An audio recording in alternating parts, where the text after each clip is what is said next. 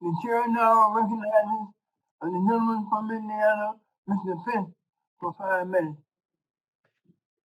Thank you, Chairman Rush and Ranking Member Upton, for holding this hearing today and all the witnesses for your participation.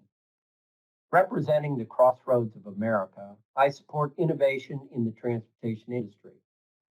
At home, companies throughout Indiana's 6th district are leading the way in developing low-emission engines, EV batteries, and alternative fuels like hydrogen.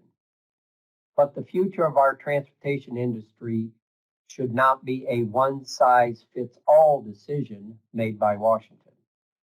We should seek a diverse slate of technologies and delivery options competing with one another to reduce the financial pressures on our consumers. Lightweight fuels like hydrogen can generate enough power to haul heavier loads and should be a major part of the conversation. Renewable diesel that lowers agricultural emissions is fully compatible with existing diesel assets and have a place at the table too. Electric vehicles make sense for cities and densely populated areas where commutes are predictable and charging stations may be more economical. However, instead of bolstering innovation in transportation fuels, this bill imposes unrealistic deadlines to establish electric vehicles as an only solution. The provisions of the Clean Future Act are moving ahead of our ability to get the products to consumers, as my peers have mentioned repeatedly. It will take more than a decade to construct the high voltage transmission lines needed to meet transportation demand peaks. Coal is achieving this in my district right now. On the generation side, the out-of-touch clean electricity standards timeline set in this bill will only drive up costs for consumers. In Indiana, efforts to implement wind and solar have already started to increase electricity prices for ratepayers.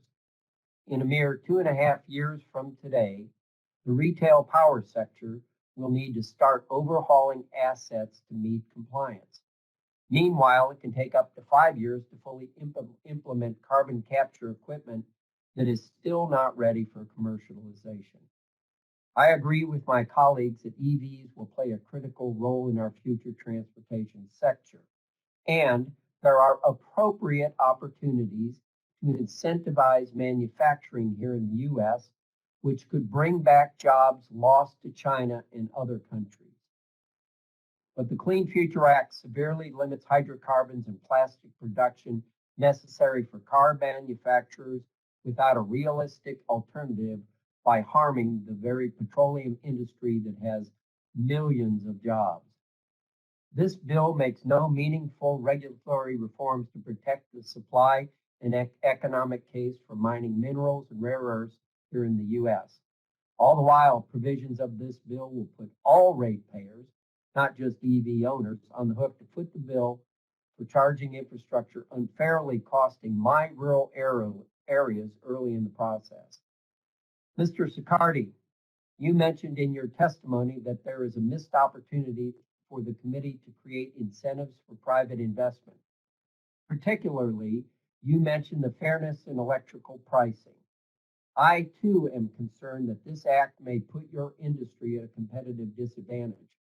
As you know, I spent many years in your industry. You and I remember when rack was rack and retailers were protected against predatory pricing by retail refiners. My question, how would you propose fairness in wholesale electric pricing to private retailers be managed to prevent the destruction of your constituents and all of the convenience of your industry? Thank you for the opportunity to speak on that. We think this is really an opportunity for the committee to consider. The power markets were structured almost 100 years ago, and as the world is changing and new technologies are coming about, we have to look at new regulations. The current regulations put very large demand charges on when you pull a large amount of load from the grid, and those demand charges make the business case for EVs untenable for high-speed charging applications. That's why we would hope that the committee would seek to figure out a way to address that, to offer wholesale pricing for people that are offering EV charging services, or to ensure that utilities charge no worse than their transfer price or their avoided costs. There's a number of ways to solve this. And I want to be clear here, this isn't at the expense of utilities. There is a role for utilities here. All of us have to participate in trying to move this technology forward. The role for utilities is adding redundancy and resiliency to the grid, adding the load necessary to be able to support the high-speed chargers. It's the role for retailers, whether it's retailers at our fueling locations or other retailers, to offer the service to consumers in the places where they want to go. All right, thank you, Mr. Chair.